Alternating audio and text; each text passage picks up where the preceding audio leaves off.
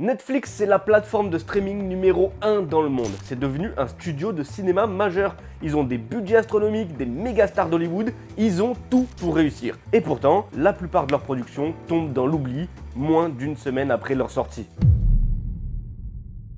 Bonjour à tous, bienvenue dans ce premier épisode d'Hors-champ, ma nouvelle série. Alors je vous rassure tout de suite, ça n'a pas du tout pour but de remplacer les ciné-breaks. Au contraire, vous allez juste me voir un peu plus sur la chaîne, mais vous aurez toujours votre épisode de ciné-break une fois par mois. Bref, dans ce nouveau format, on va parler de cinéma un peu plus tranquillement. Il n'y aura pas d'effets dans tous les sens, il n'y aura pas de gros montage. L'idée, c'est surtout d'avoir une discussion entre vous et moi pour essayer de répondre à une question qu'on se pose tous. D'ailleurs, ça tombe super bien parce qu'aujourd'hui, j'ai une question pour vous. Pourquoi les films Netflix sont presque tous oubliables ? Comme plus de 300 millions de personnes dans le monde, moi aussi je suis abonné à Netflix. En même temps, c'est la plus grosse plateforme de streaming au monde. Ils ont littéralement démocratisé le concept. Ce qui est fou, c'est qu'à la base, Netflix, c'est pas du tout une plateforme de streaming, c'est un service de location de DVD lancé en 1997. Oui, le Netflix original envoyait des disques par la poste. It's easy.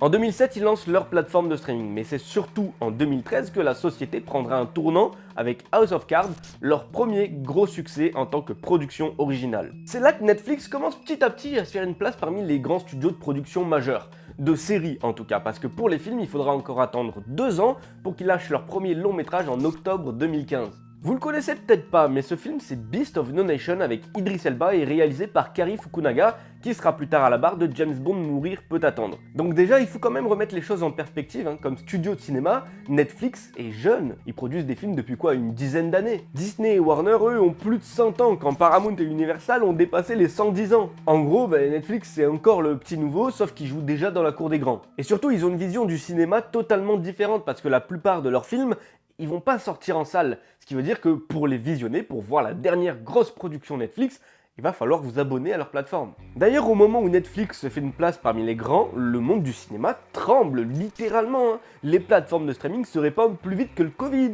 Et les supports physiques, eux, ils commencent à disparaître. Mais vous le savez, dans ces années-là, la vente de DVD tient une place super importante dans le business model des studios. Et donc, par extension, c'est aussi ça qui permettait, dans un sens, aux studios de prendre plus de risques, parce qu'ils n'attendaient pas uniquement sur le box-office pour qu'un film soit rentable. Avec ce qu'on vient de dire, vous comprenez bien que les enjeux et les problèmes auxquels sont confrontés Netflix sont pas vraiment les mêmes que ceux des autres studios. Ils n'ont pas besoin que leur film cartonne au box-office. Ils n'ont pas besoin de vendre des DVD.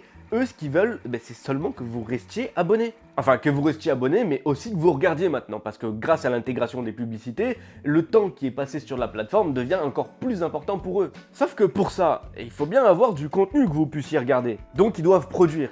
Beaucoup produire. Chaque année, Netflix sort plus d'une centaine de longs métrages. C'est environ 10 fois plus que les grands studios habituels. Pour vous donner une idée, Disney n'a sorti que 12 films majeurs en 2025.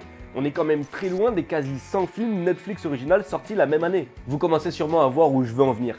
Mais quand un studio traditionnel sort un film au cinéma, leur but c'est que vous achetiez un ticket. Quand Netflix sort un film, eux, leur but c'est surtout que vous lanciez le suivant. D'ailleurs, dans la plupart de leurs prises de parole, il n'est jamais question d'œuvre. Ils parlent surtout de contenu.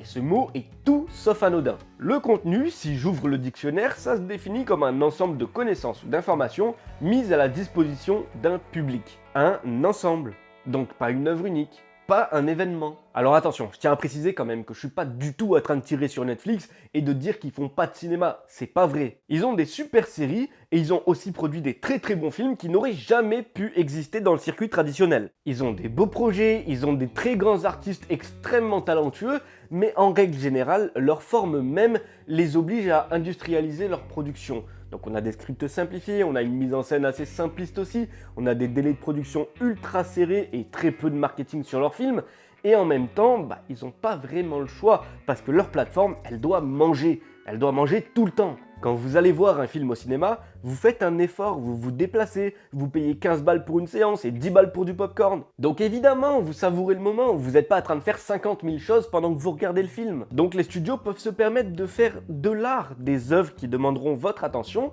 pour être bien comprises. Parfois des films qui essaieront de vous déstabiliser, de vous choquer, de vous faire ressentir des choses, de vous passer des messages. Netflix, c'est différent, on le regarde en mangeant, dans le train, en scrollant ou même en pliant le linge. Donc le film doit fonctionner même si votre attention n'est pas totale. Solution, il faut faire des œuvres simples, lisibles, directes, des films qui se regardent tout seuls. Le but là, c'est plus forcément de vous bousculer ou de vous faire réfléchir, c'est surtout de vous garder. Ça deviendrait presque une sorte de programme d'arrière-plan que vous pouvez laisser défiler pendant que vous cuisinez.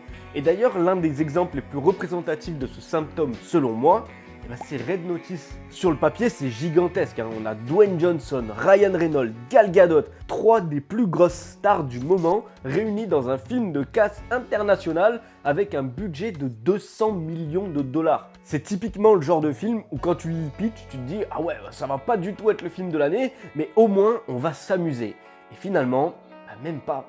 Parce que tout dans Red Notice semble non pas calibré pour de la mise en scène, mais pour cocher des cases de la consommation immédiate. On a des stars ultra identifiables, un humour omniprésent, aucun temps mort, aucun silence, une action super lisible, un scénario simple et efficace qui a déjà fait ses preuves, tout fonctionne, mais rien ne reste.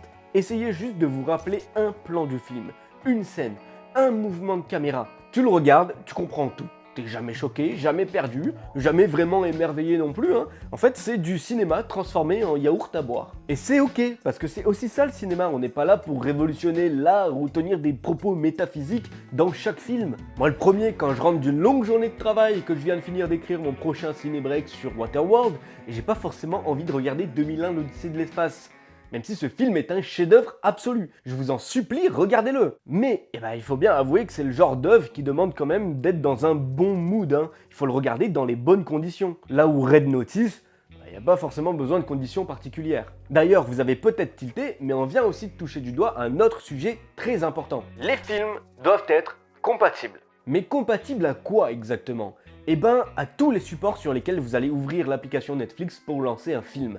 Et croyez-moi, on n'y pense pas souvent, mais c'est ultra déterminant dans la manière de créer une œuvre. Regardez ces images, on pourrait presque croire qu'elles viennent du même film. Pourtant, non, hein, c'est des réalisateurs différents, des chefs-op différents, des équipes différentes. Le seul point commun, c'est Netflix. C'est assez étrange, vous trouvez pas ? Ce manque de relief, cet étalonnage très plat. À titre de comparaison, toutes les images que vous voyez maintenant viennent de Film Warner. C'est le même studio qui les a produits, pourtant ils se ressemblent pas du tout. Alors pourquoi la plupart des grosses productions Netflix ont la même gueule ? Le Netflix look. Et il y a beaucoup trop de trucs à dire sur le sujet parce qu'il faudrait qu'on rentre dans la technique et dans la manière de faire des films et ça prendrait beaucoup trop de temps pour cette vidéo. Donc si ça t'intéresse, n'hésite pas à me le dire dans les commentaires. D'ailleurs, j'en profite pour remercier tous ceux qui ont rejoint cette chaîne et qui la font vivre en laissant des commentaires à chaque vidéo. Et si c'est la première fois que vous me voyez, n'hésitez pas, abonnez-vous, likez la vidéo, partagez, c'est le meilleur moyen de m'aider à développer cette chaîne et même me suivre sur Insta parce que j'ai ouvert une page Insta pour vous tenir informé de toutes les avancées pour les prochaines vidéos. Bref, pour en revenir au Netflix look,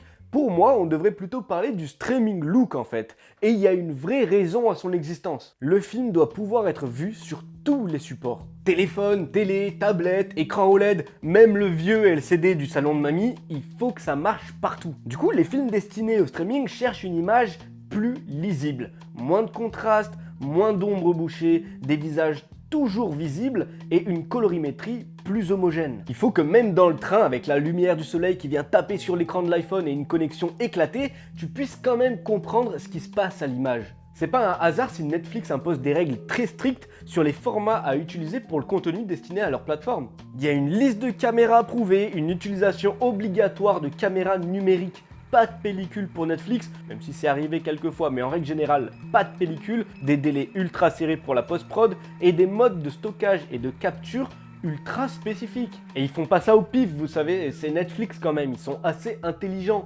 S'ils font ça, c'est pour créer une patte Netflix. Mais c'est pas tout, rappelez-vous quand même qu'on parle d'une boîte technologique avant d'être un studio cinéma. Ils prévoient les prochaines générations de télé en 8K et donc ils imposent des normes qui leur permettront de s'y adapter quand ça arrivera. À côté de ça, c'est quand même important de rappeler que là, on parle surtout des gros blockbusters de Netflix, donc Electric State, Red Notice et tout le tintouin.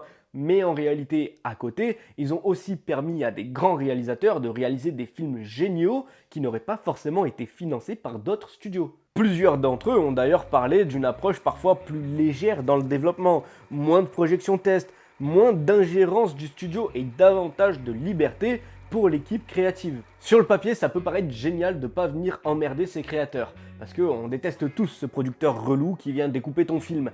Mais en réalité, la friction, c'est parfois utile. Faut pas oublier qu'un studio, ça peut totalement casser une œuvre, mais ça peut aussi la sauver. Alors, est-ce que les films Netflix sont mauvais? Bah non. Ils ont quand même fait Beast of No Nation, The Irishman, Klaus, Glass Onion, Pinocchio de Del Toro. Ils ont permis à des projets extraordinaires d'exister, mais leur modèle économique change la manière de produire. Ils vendent pas des billets, ils vendent du temps. Et quand ton objectif c'est de retenir quelqu'un sur une plateforme pour qu'il reste abonné sur la durée et qu'il regarde le plus de pubs possible, eh ben tu fais pas forcément les mêmes œuvres qu'un studio qui veut créer l'événement avec son film. Du coup, pour finir cette vidéo, j'aimerais vous poser une question et je veux que vous répondiez tous dans les commentaires. Quel est le dernier film Netflix dont vous vous rappelez vraiment?